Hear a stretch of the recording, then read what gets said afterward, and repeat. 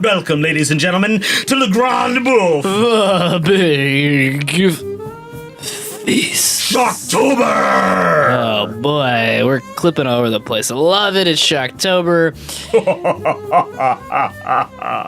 This movie, when it's coming out right now, this is it's been out for a while.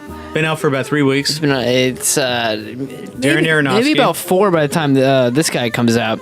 True. And my hot take from the top, I'm going to say it. If you haven't seen it, go see it. Good movie to see in theaters. Good movie to see other people's reaction to. You know, you want to know what strangers think about this movie. This is a group activity. Well, so what has happened with this film, it's been called divisive by every butthole who knows what the word or can pronounce that word. It's the Democratic primary of movies. It's divisive. It's so divisive. It's nothing divisive about this movie. It's a great movie. It's a masterpiece is what it is. It's the first movie to come along. When we do Shocktober, we look at back at what great horror movies have come along, especially in the 21st century. This one is right there with it.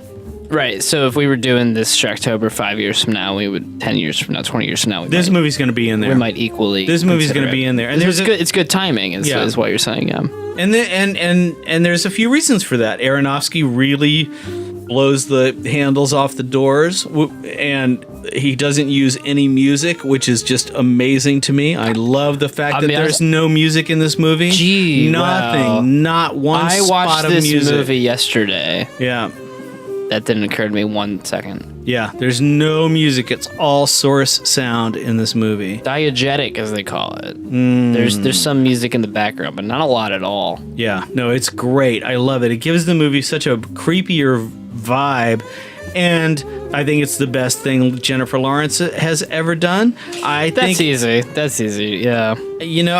She's great in Winter's Bone, don't get me wrong, but I think that she's really come a long way as an actress, and I think that for whatever combination of reasons, we all know she's dating the director, but I didn't know that. You didn't know that? No. Why do you know that? I don't know. I didn't know that. I can't believe you didn't know that. Well, see, no, she's dating Aronofsky. It has been for a while, and that's part of the creation of this movie. Is she half his age, like Javier Bardem? No comment. Hey, you trying to be next on the Jennifer Lawrence train? I think if you're more than 5 years apart, you're doomed. But that's just me. I could be wrong. I saw this movie at a Brooklyn to Nighthawk Cinema, and they do a thing that I have mixed feelings about. Actually, I just have mostly negative feelings about. Before the trailers, make their little collages or montages of movies that are clearly inspirational to the film, and they somewhat get you into the vibe of the movie, but they also serve essentially as spoilers, and also just give you someone else's interpretation of what the movie is. And so here's what was in these is one is other Aronofsky movies, so that's not a real spoiler, but you also had Rosemary's Baby, you had The Shining, you had I think they might have had clips from like Blade Runner. No, it wasn't Blade Runner, but let's just talk about those two. I think I've heard Rosemary's Baby brought up the most. And so before we really get into what this movie is and what beer we're drinking... Arrogant Bastard Ale from Stone Brewing. You got the bottle with you? Yeah, it's right here. Oh, it's right. I didn't see it. It's behind the lamp. Before we do that, Rosemary's Baby as a reference point, as someone, if you wanted to explain in enough detail to get someone to go to this movie... Let me explain you something. Would you bring up Rosemary's Baby? Maybe, right? Maybe not. I see The Shining more, honestly. I think it's interesting what Aronofsky has done because he has strung together this surrealist anchor to the movie. And there's a famous Buñuel film called The Exterminating Angel, which this movie owes a debt to. And so I think that was probably the touchstone that Aronofsky used was the Buñuel film. But beyond that, I don't I mean, more than the Old Testament. I don't see a bigger. That's the big thing. I don't see a closer connection. This movie has a 68 around Tomatoes, as you brought up, and I really feel like the people who panned this movie are unfamiliar with the Old Testament, specifically. Well, the Old and New Testament, let's be honest. Genesis and the Gospel, if you're unfamiliar with those. And I mean this quite literally. I don't think you have to be familiar with the Bible at all to enjoy this movie. I agree. I don't think you have to be, but I feel like if you just don't get it and are freaked out. All I can say is if you don't get the Cain and Abel reference when it comes, it's so obvious. Yeah, like, right. Even if you were sleeping through the whole first part of the movie, when that scene happens, the way it's set up and the way the dramaturgy is exposed, you really understand. And I love that about Aronofsky. He's being the filmmaker who's helping his audience along. He's bringing you through this story. He's informing. Not for nothing, his last movie was called Noah.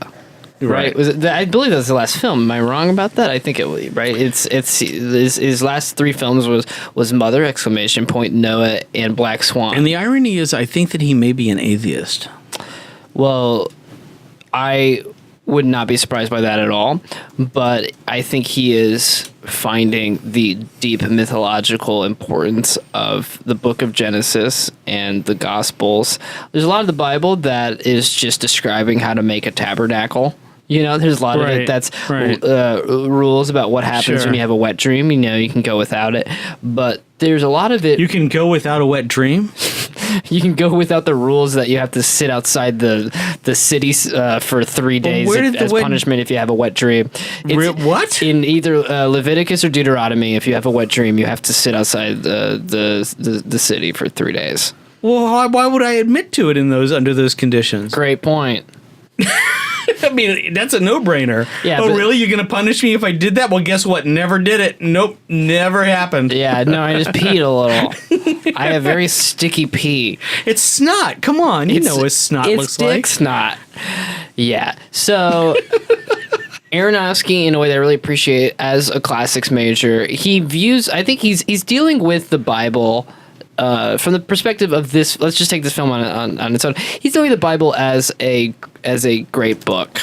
Just something that I appreciate. He's dealing with it as very universal. He's using it as a touchstone, but he's also taking a more rigorous approach to the dramaturgy. Even though I understand that he wrote the thing in 5 days, which I think is perfectly legitimate. I find that's amazing. John Hughes too. But it's more in common with something like Antichrist, a movie that we just did recently. I mean, I would say that this movie has more in common with Antichrist I'd agree with that. than it does with Rosemary's Baby. With both Antichrist and The Last Temptation of Christ. Which that's the Scorsese film based on the book. The same guy who did like Zorba the Greek. Okay, but we got to get into what are we drinking? Well, yeah. All right, so Arrogant Ale Bastard. No, Stone Brewery Arrogant Bastard. Arrogant Bastard Ale. See, I've already drank so much that I can't even speak it. It says you're not worthy. It's 7.2 IPV. We're killing it. IMV. IMDb. Yeah. All that baloney.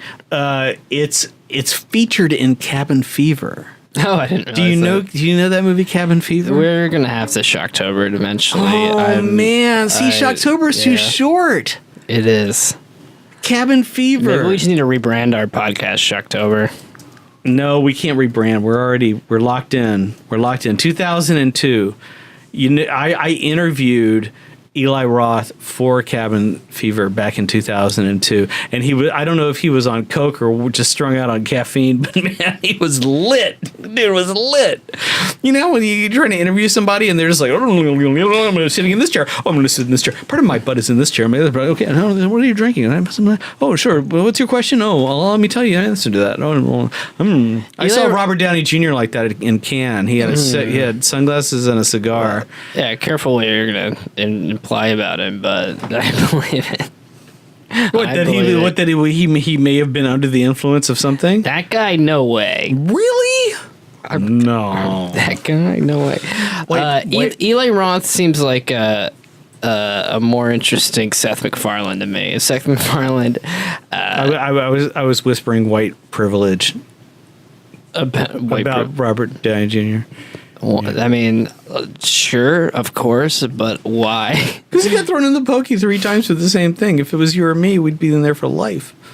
If it was you or me, and white privilege was the key to it, we'd be out. But yeah, I think if you were, if you're a black guy in Los Angeles, which we're not, rich white privilege. Rich white privilege. But I think the rich part is, when you say white privilege, it's intrinsic. He certainly somehow avoided the California 3 strikes rule. That's but more impressively, honestly, is breaking out of the Hollywood jail system into what he is today. But he is someone who's the most highly paid actor in the world.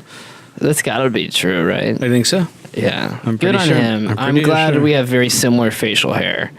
It's not really scary, but he's someone who's not in this film, though. But speaking of, we got Javier Bardem. Yes, playing God. Playing Joseph, playing Adam, playing the patriarchy. So, and I'm throwing this out. And where to begin with talking about this movie? And kind of the Donald Trump character. As what? As a populist? He's just such an ego hound. Right. All he wants is positive. He wants affirmation. Did you ever? You've done acting, right? Yeah, I've done acted once or twice. And when I studied acting, one of the things that drove me nuts about my peers was that everybody was just seeking approval. I've acted very few times, but. Like one of the last times I did, I became instantly aware that my personality changed slightly, and you just sort of smile and want people to say nice things to you. Exactly. And you finish your performance and you just kind of stand around like waiting for someone to tap you on the shoulder. Baloney. It's weird what takes over, but this is a movie that I want to put some ground rules for how we're going to talk about it. I think we just got to say, if you haven't seen it, go see it. Turn this off right now. Also, donate on Patreon. Wait a minute. Who are the ground rules for? Me or for listeners? For us. We're just gonna go balls to the wall and just talk about everything in this movie. We want to hold back spoilers, but I think so. I went to this movie blind, and I think it's very easy to go in essentially blind. Yeah. I knew that this was a movie where Jennifer Lawrence played a matriarchal character. She was going to be somewhat trapped in a situation she wasn't familiar with. Rosemary's Baby was brought up a lot, and I saw one thing that said Jennifer Lawrence is an unwilling Mother Mary in Darren Aronofsky's Mother. That's basically all I knew about it. And going out of it, I don't know if I know if I can say a tremendously more confidence precisely what it's about, because I think it is wonderfully up to interpretation. But let's just what say it's everything. About. Let's hold nothing back, and let's just spitball and give observations. So what is about is about humanity's demise. It's about the apocalypse. And what we have Javier Bardem is a poet, and he is he has writer's block. He's a poet with writer's block. He's living in a beautiful house which has been restored by his young wife. He and his newly wedded wife, played by Jennifer Lawrence. I don't know if we exactly know they're newly wedded. She's remodeled this entire house. So I believe they've had some time together. Yeah. But and that's also a lot from the beginning. A degree of magical realism. So things like definitive. How long have they been married? Yeah, and not that clear. Yeah, and also it's very fuzzy about what era we're in, because there's no cell phones. You don't see any cars. But it also feels like some sort of Cormac McCarthy future. It's possible we're living. It's possible that but they have the old style phone that you have to go in the kitchen and push the buttons on the phone. But perhaps they are just trying to be secluded and off the grid. And maybe they're just retro, because they are kind of retro. I mean, they're a little ridiculous. They have this octagonal shaped house, which is it explicitly an octagon? Yeah, there's a couple of scenes where you see it. Yeah. It's an octagon. It's an octagon. Okay. So you know that this idyllic house that they have in the middle of this remote wooded area is somehow going to be the stage of a battle royale. There's going to be a battle royale that will be fought out in this stadium. And I believe, and this is a thing that I'd want to cite the text on. I believe at one point she calls it her Eden, and if not, that's certainly implied. Right, and if she, and that's a good point too, because that also links to Antichrist, because they go to Eden. That's also a cabin in the remote woods. So there's similarities. There's certain corollaries here. There's also corollary with the house of the devil, which we just did, which is also a lot about the location, which is a remote house again, and of course corollaries to the book of Genesis, where we have a man, and then secondarily, the patriarchal point of view is baked in, as I think it is in this film, though with criticism, is you have a man and then a woman generated from his rib, and they are together in a place of perfection, and there is a fall from grace, a fall from godliness. Hold on, we haven't gotten to Ed Harris and Michelle Pfeiffer. We're still at Javier Bardem is the egomaniacal rendition of God. Let's and the way that we had, the way that we receive him is as this writer, this diva poet with writer's block. Who bullies his young wife, who has helped renovate this house to this is the bougie wet dream, this house. Right. This is every little white couple who dreams of having their own special place. The word reclaimed is put in front of every where they can spawn in safety. And so and Jennifer Lawrence's character is the Mother Nature. Obviously the movie's called Mother. I really love how he used the lowercase m for mother. It's genius. I didn't notice that in typography. It's ingenious, because it really tells you something about the movie and about the way that Aronofsky is smuggling his way into your psyche. Here's the allegory. Here's the brief allegory: is that you've got God and Mother Nature wedded in an uncomfortable union where they don't have sex, and he's more worried about tending to his ego, while she's more worried about tending to her house. So I want to talk about your interpretation of it to elucidate what I think is brilliant about the movie. Is what you just said, totally valid.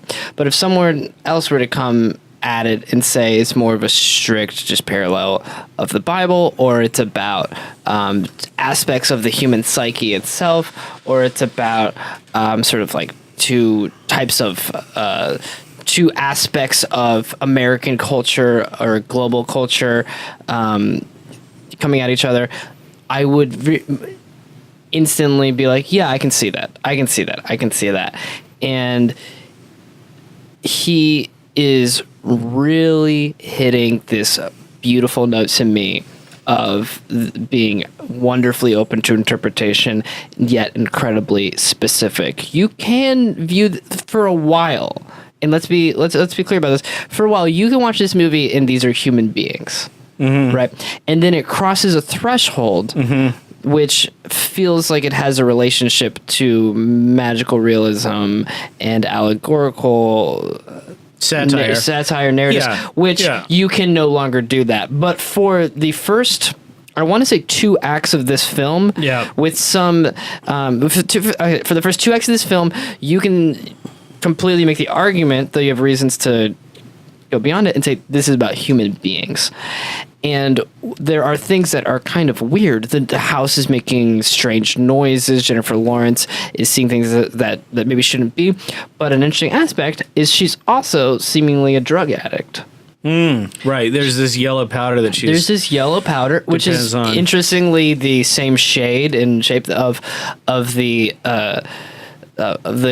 color that she adds when she's painting the wall. Did you notice that? She's plastering the wall and she's coming up with just the exact color because she's remaking his home. His home has burned down, and out of love for him and his work, his poetry, his creation. Yeah, that it's interesting that you bring that up because that's one piece of the allegory that I just couldn't crack. I didn't know. I don't know what the reference is. I'm sure that somebody on the intranet has cracked that code about what that thing is, what that yellow powder represents. But it's clear he's also clearly a director who has a long history of discussion about substance abuse and the alteration of reality. Yeah, and this is it's a psychological thriller. It's a social satire disguised as a psychological thriller presented as a horror movie. Did I get that right? I could add more into it. It's a reinterpretation of religious narratives of many varieties because we leave just Christianity behind. We have many references across the board, and it's also political because it really includes the militarized police and the military, but also the specific social sets. Kristen Wiig is a publicist in it, and you have what can clearly be a deconstruction of celebrity culture. Hollywood celebrity. And that's just a throwaway. Darren Aronofsky just has that in there, and that's one of the brilliant things is when you look at movies like Invasion of the Body Snatchers, the remake of Philip Kaufman's remake of Invasion of the Body Snatchers is great. And one of the things that makes it great is there's that scene at the end where it's in the San Francisco park and you see the dog with the man's head on it. And it comes and goes. I haven't seen this film, It comes and goes really quick, but it's one of those details that just really sticks. And there's a scene with Kristen Wiig's character involving an execution. I think it's Kirsten, but yeah. What is it, Kristen or Kirsten? Kristen. It is Kristen. Kristen Wiig. K-R-I-S. I think it's Kirsten. Really? Let's fix that. Let's find that out. I'm not sure. We're clearly going to edit this, but yeah, in a scene which is disorientingly not that long from introduction to her. It's Kristen Wiig. It's Kristen Wiig? All right, Kristen. I'm sorry. K-R-I-S-T. K-R-I-S-T-W-I-I-G. Kristen Wiig. No, but the scene she's turned into something like a Cambodian warlord, and she's executing people as like judge, jury, and executioner. It goes there. Where have you been hiding? That's her line in the movie. Where have you been hiding? And the casting in this film is superb, exactly for a reason like that. There's something very disarming about her. I think she comes in the third act. Well, she's a perfect publicist. She's a perfect publicist. And I want to stay towards the first act in a bit, but I'll leap into the third a bit and just talk about that the casting like that makes us feel safe for a moment and then takes us to such dangerous places. So in our first act, let's set it up because I think this movie is very explicitly in 3 acts. Very clearly in 3 acts. The first one, we have a wonderful Eden of a couple who are secluded, and you're right, it's every rich white couple's dream to have this beautiful fixer-upper money pit where you get to exhaust all of your energies for making your home perfect for your wonderful husband. I find it very insightful that he has Javier Bardem, a Spanish-born husband. So we get this, even though the house and this whole bit is like an American white trip, we get it with that Latin influence. And he's sort of like a Paulo Coelho, like very spiritual, extraordinary person. And from moment one, he's missing. He's not in bed with her. She gets up and she yells, "Baby!" You know, in a movie called Mother, it's, you know, you don't miss the way that he builds the movie is just, it's so meticulous. I love how he establishes the characters and the rhythm of the movie, and builds. The movie is just this constant increase of narrative energy.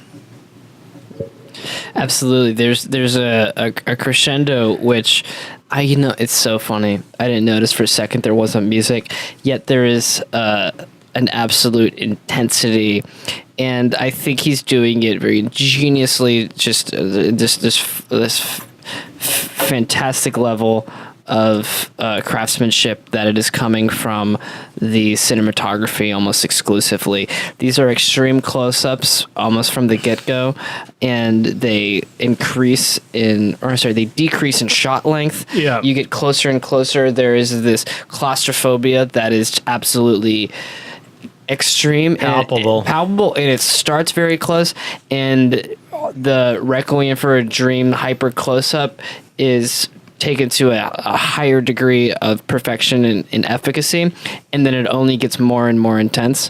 And I don't know exactly what it means. I think it's possible that I don't know exactly what Jennifer Lawrence's drug abuse means. One thing that it sets up is it allows us to enter into a state of unreliable narration.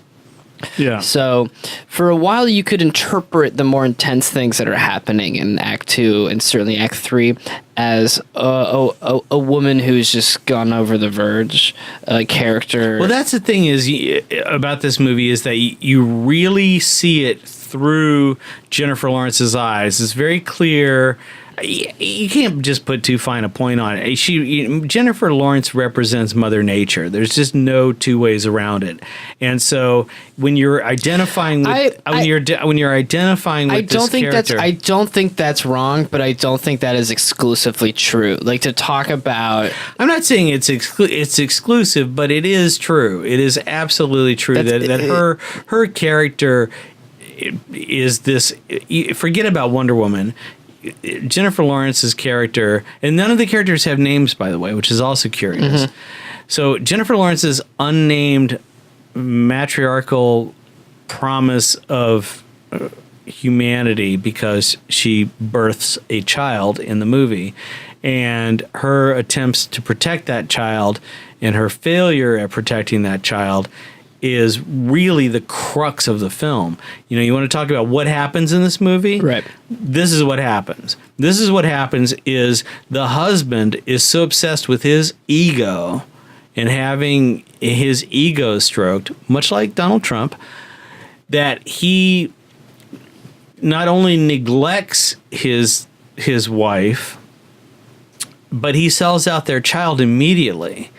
And ta-da! I want to get back here. That's the most interesting stuff to me, but I don't want to neglect Act 2 with Ed Harris and Michelle Pfeiffer. No, we can't neglect Ed Harris and Michelle Pfeiffer. They're incredible. So they're amazing. And I want to say, it's like each act you're watching a different movie, but yet in the third one, it is you're in a third movie, but all of the things that have led to it are singular. And by the second movie, what's happening is a stranger has arrived. I would call that Act 2. What really kicks us into Act 3 is perhaps the sun's arriving. But a stranger. No. Actually, Act 3 comes later. What do you think? No, Act 2. Where do you think the act break is between 1 and 2? I think Ed Harris shows up in Act 1.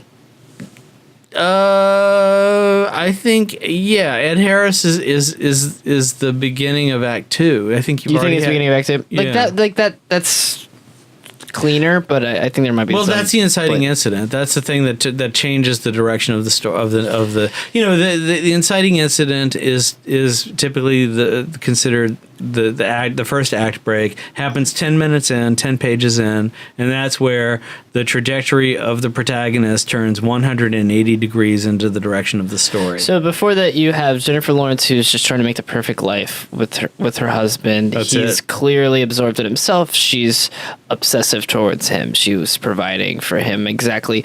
This is very specifically backwards facing recreation of the past.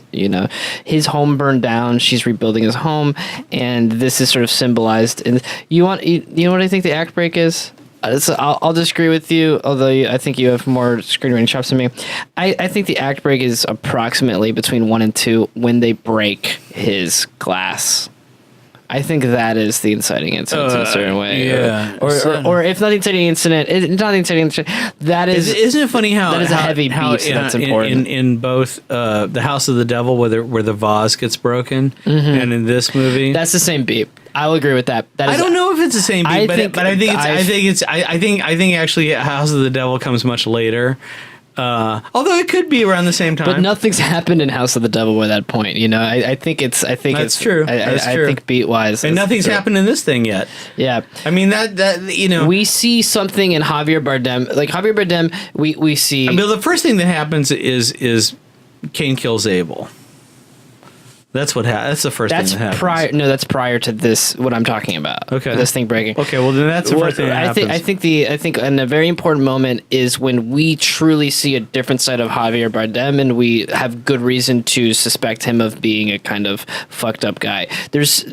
Clearly the movie's telling us, hey, he's not waking up next to his beautiful wife. Hey, have we actually seen them make love? Is he as in love with her as she's with him? He's a bit absorbed in his work, but when this thing breaks, this object which he claims to have found after his previous house burned down, when Ed Harris, the sick there to visit his inspiration, and his wife, equally uninvited, are very obtrusive and childlike and break this thing, and he snaps in a certain way. We see... Wait a minute, who snaps? Javier Bardem. He yells. I think there's something important there. Yeah. Well, that's his freak out. But he doesn't do anything outward. He just goes into himself, asks her to leave, and then gets his shit together. And then he boards up the door. That's where we're like, if we're just watching this movie as these are regular people, not trying to be too metaphorical about it or something, and he's suddenly boarding up the doors to his office after someone broke this artifact that was special to him, we are like, this guy's kind of crazy. And I think we're seeing something there that he is, as we had suspected, not all there. Well, he's a narcissist. He's a narcissist. And then he farts out this one-page thing, which changes the world. Which changes his whole reality. All of a sudden, changes all of reality. Publishers are beating down his door. Tons of fans who he cannot turn away because he's so in love with himself and any adoration that he can receive. I want to back up a moment, and this is, I think, telling of the movie and the sort of magical realism that's in it, and it's very interesting. He's writing with a fucking fountain pen. Yeah. This thing that changes the world. He finishes writing it. Yeah. He gets up. Yeah. He hands it to his wife. Yeah. She reads it. Mm-hmm. Very moved. Very feels Touching. And says it's beautiful. Yes. And then the phone rings. Yeah. And his publisher has sold it. Yeah. And in our experience of it, there's no place for him to have talked to his publicist. That doesn't matter. Her to have read it. This is good screenwriting. No. This is not a plot hole. No. This is just good screenwriting. This is the first way to interpret it is as unreliable narration. That Jennifer Lawrence, as we've seen, is taking this substance. She's like, but what it says is, this guy's an operator, and he is serving the purpose of God, which means he can do whatever he wants, whenever he wants, however he wants to do it. But we don't experience that as a plot hole, and nor do we experience any of the following escalation of visitors, or I should say intruders, to their home, which sets off the crisis decision. We've talked about the Buñuel movie, the Exterminating Angel, and that's a film where these people from different bourgeoisie backgrounds, if I miss this all, they go into this house and I think the bourgeoisie is the class. Yeah. All right, so these bougie people all end up in this house and they can't leave. And there's like a sheep in there, and they can't leave. They can't get out of the house for some reason. They can't leave. As you know, we haven't mentioned this movie is a bottle movie. Like you never ever in any way leave the house. You get a couple exterior shots. Yeah. Some from some degree of separation, but there's nothing beyond this house. And what's up with that third floor that goes nowhere? You see that scene where Javier Bardem has scaled the stairs all the way up to the top, and there's just a skylight but nothing. Yeah. Creepy. Well, it's heaven. There's nothing up there, man. Ah, good point. So, I mean, let's take a tangent. I don't. This movie is very explicitly allegories about God and Gaia, God and Mother Nature. I don't think it's coming from a theistic point of view. I don't think there is a real belief in a supernatural, personal God. It's an entertaining movie, but I think it is making a statement that it's making a very clear statement. What is? So you say Javier Bardem is God, and I'll say that as a placeholder, he is dysfunction of God. But what is God truly? And I think functionally, in the last 10,000 years, like what is the concept of God? It is greed, human exceptionalism. Greed. It is egoism. It's greed. It's greed. Yeah, it's greed. That's what God is. God. It's just from the Oliver Stone movie. Changes. Where Michael Douglas says greed is good. Greed is God, and that's what Javier Bardem's character proves, and that's what wait a minute, let me finish. This is what all of our global narrative has discovered, is that the God that's supposed to be looking after us is actually this greed that is just putting so much plastic into the oceans that every glass of water we drink has plastic in it.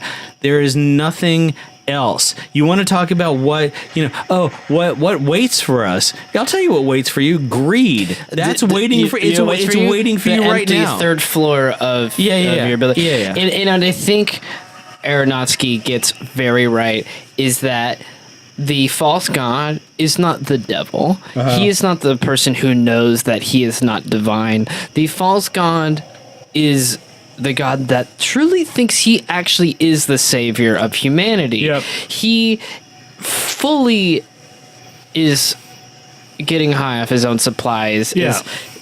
Is loving the smell of his own farts. And that is so much more dangerous and scary. Yeah. Because you know who's in charge? Yeah. That guy. Then nobody. Yeah, nobody. You know, nobody. If the person in charge, if the evil person with the machinations who's controlling humanity knows he's full of shit, he's in charge. He gets it.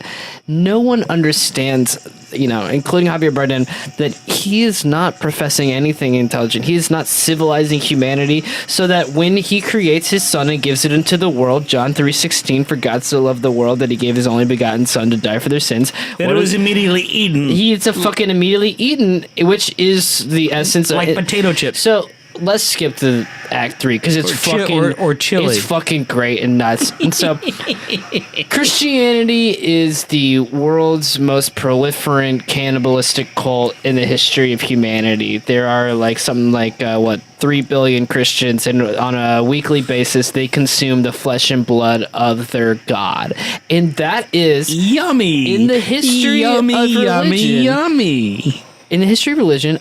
A really fucking weird, interesting thing. Cannibalistic, you might say. Cannibalistic. It's explicitly cannibalistic. And so there is... One thing that this movie is... And orgiastic. One thing that's interesting about this movie, if you like to take there's all these lenses you can take it. One is... And passive-aggressive. One is all right, so let's take the Bible as true. Let's take the New Testament as true, right? Uh-huh.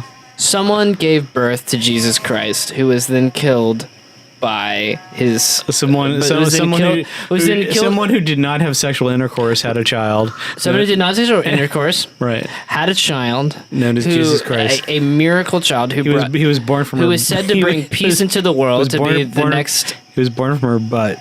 It was a brown baby. Well, you're skipping to Catholics. He was brown, but not because of that. But it gives you the perspective of like, okay, so you have. I just like saying brown baby. Yeah, I get it. You have this miracle baby murdered by the masses, murdered by the Romans, endorsed by the Pharisees. Well, yeah, they're murdered, and then it happens. It happens a lot quicker in this movie. And then they worship. It's not 33 years, right? No, it's like 30. It's like 33 hours, this. It puts you in perspective of like, oh, how fuck would that be? You give birth to God, and then people kill him and then eat him constantly. You see that they're eating from the flesh of this. There's very explicit. But let's not leave out the fact that they're getting paid. They're getting paid for it too. You think who's getting paid? Well, you think the Vatican's going broke? Oh, they're getting paid. Everyone's getting paid. Right. You think any of those churches in Alabama? So the third act, you're just absolutely awash with imagery. You brought up refugees. There's war. There's all kinds. There's explicitly Christian cannibalism, but then there's cultists. There's fans. I heard a distinct Allah Akbar in there. There's don't say that too loud. It's just Allah is the highest. It's a very I know, but you're not supposed to say it if you're white. All right. Okay. And Allahu Akbar. And there's very specific imagery that's tied to better than Stern, man. I think we're better than Stern. Than Howard Stern. Yeah. We're more out there. Yeah. I think he makes a point to hit that this is not just a sort of reinterpretation of Christianity. You know, it's like he's hitting all kinds of religions. No. And that's the beauty of the movie is that he's making a movie. He really wants to take you on this ride. He's making a universe. He's telling the history of humanity using these reference points that are traditional tropes. These tropes that are eternal, and putting it in a context that you can exist in. You almost feel cozy for a long time in the beginning. You feel cozy and like in the nausea of like it reminds me of the movie Signs, which almost entirely takes place, and I know was originally written to be entirely in a farmhouse, secluded, and then like alien comes in. M. Night Shyamalan. Ding dong. It is. I really would. I need to say it correctly. I believe that. Shyamalan. No, it's M. Night Shyamalan. Ding dong. Oh, there you go. Yep. It is. You still are playing these spooky sounds. Shocktober. What are you doing? But it's doing a similar thing to like what that movie was gonna do, is just like trap you in a house like a bottle movie. But it's giving you the history of humanity in a nutshell, leading you towards a point where we are now. Where we are now. It brings us right up to date. It's amazing. It's the whole. It's from the Old Testament to tomorrow. But it also has that eternal recurrence. Time is a flat circle. Reincarnation. The wheel of karma. It ends quite literally where it begins, but with a slight alteration. Right. Which is another little crib that he did from Louis Buñuel. If anyone has ever seen The Discreet Charm of the Bourgeois. No, it's not The Discreet Charm. It's That Obscure Object of Desire. Sorry. That Obscure Object of Desire, where Buñuel found it necessary to use two different actresses for the same part. So it ends with Jennifer Lawrence burning down the house, which she had beyond all possible efforts. And what does she use to do that? She uses a lighter, which she gets stolen from the father character who came. And what fluid does she use for that, perchance?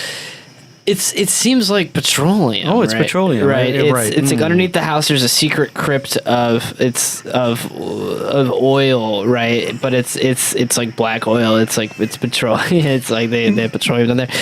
For all your allegory pleasure. Yeah, for all your like kind of on the nose allegorical pleasure, Yeah. she burns down this house that she had rebuilt, and Javier Bardem, Mother Nature. unwounded. Did anyone say Mother Nature? Unwounded, carries her because he's eternal, and so he's been God. He's not Joseph because he impregnates her in a sex scene we don't see. Right, like it's miraculous, and he returns her to the place where we saw her at the beginning. We also the movie's not going out of its way to trick you. It starts with an image of the house burned down and then restored. He places this crystal thing onto a little stand, and it comes back to life. And if you're not expecting something like the ending that was there, and I want to say of this film, about 30 minutes, 15 minutes out, I knew exactly how it was going to end. Yeah. And well, you did because you'd already seen it. No, well, yes, because I saw the beginning of the movie. Yeah. And it is, to critique someone like M. Night Shyamalan who puts a twist in halfway through Act 2, like in a really weird place. Don't get me started. It is a movie that rewards you with ending precisely how you know it's going to end. It's a beautifully constructed film. And that is, if you're telling a story. And this is the thing that Vonnegut said, is like 2/3 of the way through your story, your audience should know how it ends. Mm-hmm. And when you get there, they should be happy. And this movie does that. It totally does that. Yeah, no, this movie is constructed. There's never, unlike something like Psycho 2, where there's all this flaccid time that's going by. In this movie, this movie's shorter than Psycho 2. Every second of this movie, you are engaged and you are with the ride. It's taking you. The roller coaster is taking you up, clank, clank, clank, clank, clank, clank, clank, clank, clank, clank, clank for a long time, clank, clank, clank, and then you get to the top, and then you go on the ride. And it's very satisfying movie, and I'm bewildered, as I always am, by any time you have a movie like this, which is arguably the best film of the year. I haven't seen. I'm sure there's going to be some great Oscar bait that's going to come out between October 3rd and the end of the year. But for my money, this is the best film of the year. I'm not an Aronofsky apologist. He makes bad movies and he makes really good movies, and for my money, this is the best movie he's made. Absolutely. I mean, that's the story here, is that this is a masterpiece. This is Aronofsky going full Polanski and making it work like a champ. There is a term that people use, which is like elevated genre, which I'm sure you could apply to this. But this takes that to a whole other level. And this is a whole other level. But that's part of and parcel to the whole package, because this movie has been sold to the public as a horror movie, and I think that was a mistake. I think that what happened was they mismarketed the movie. They thought that they could bring in all the dollars for people wanting to see a horror movie, when in fact it's a social satire disguised as a psychological thriller. Can I defend their marketing campaign? At least if you invite people in on it being a psychological thriller as opposed to a horror movie, that's maybe fair. I think you can get the right response. Okay. The first thing I was going to say was, I think you'll make more money tricking people into seeing a horror movie than inviting them to a social satire. It didn't work though. But I would say that I think that's right. Is that a thriller? A thriller, like, if you build this as something as like, she didn't expect who would knock on her door, not like someone's gonna murder her, but like he's got a secret family or something like that. These the 2000s era Michael Douglas movies that have kind of gone by the wayside, but like probably turned a profit. That may have been a smarter thing. I would say it Is it elevated thriller? No, I mean it totally has horror. It's elevated horror. No, it's not horror, man. You don't think it's no, there's nothing horror about this movie. The horror is the social reality that's invading. The thing that's most scary to me. It's not, this is not something where somebody's, jumping in the window and raping and killing your wife. Right. This is not horror. What does... Although kind of that happens. What scares me about this movie is the truth that it shows, not the... So, like, Jaws made you freak out about water because maybe that's why there's this sharks is a there. social satire, right? But it's like because it's about reality. It's about our reality. Psycho now. made you afraid of taking a shower because maybe someone's going to stab you. Those are lies, but though. Also Psycho came out at the same time as the In Cold Blood incident happened. That was, I think, 1959. In Cold Blood should scare you more than Psycho, though. Right? But they're very similar, and In Cold Blood is a very scary movie too. Yeah. Very spooky in a similar way to Psycho, also in black and white. So, that was about a coming of age in America when people were realizing that not every drifter and not every neighbor was a nice person. In fact, they might be a killer. That hitchhiking should probably go by the wayside. And then you had the Doors in the late 60s and Jim Morrison singing, there's a killer on the run, ba-da-da-da-da-da. And then people start to freak out because guess what? 10 years later, there are the serial killers in LA and all these places. So there's been all of this tension building about serial killers and this escalation of bearing witness to horror. So let me be real. Overly sympathetic to Aronofsky. I thought you were going to say Caucasian. Let me be really Caucasian. Aronofsky's doing something here that, and I don't use this too lightly, but there's something revelatory in what he's talking about. No question. And hearing that he took 5 days to write it, I have no doubt, and gives me more... That it took 6. 6, yeah. Well, and he slept in the 7th. Right. Like that. Exactly. That was probably... I think he's doing a bit. That's what I was getting But at. also, it's... I don't want to toot it up too much, like, I want to bring up this, like, this is a big, important fucking movie. It's a great movie. It's a great movie. There's a thing. It's filmed so smartly. Every composition is completely exact. You know exactly where you are in the whole story, and the ending is. It's a freak show. It's really it gives you everything that you need to have for this movie. Best supporting actress is Jennifer Lawrence's hair. She's got great hair in this movie. It's always she's doing all types of beautiful hair combos, like updos and putting it. It almost looks like a low budget movie. You watch the first half of it and you're thinking, where they didn't spend any money on this. And then this is like they made this for $20,000. And then you get to Act 3. And then you get to Act 3 and you go, oh yeah, wow, they spent some dough. Okay. Yeah, I was going to say, so it ends somewhere between the most bleak you can be metaphysically and the most optimistic you can be. It is somewhere... Well, I wouldn't say optimistic. I would just say pacifist. It would put you in a very passive place where you feel like... Just the idea that it can be restarted. So there's after everyone dies.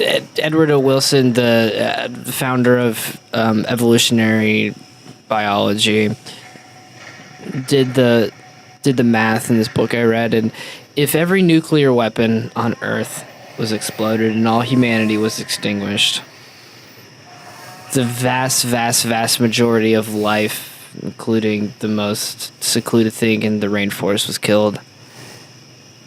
There would survive forms of life. Cockroaches. More than that, though. More than that. Lizards. Certain plants, reptiles, things that lived underground, things that lived in the ocean, things that could deal with there not being sun for... All right, get to the point. There would still be life. It would not be us. No. It would not be human. It would not have what we call sentience. Thank God. But... it would regrow.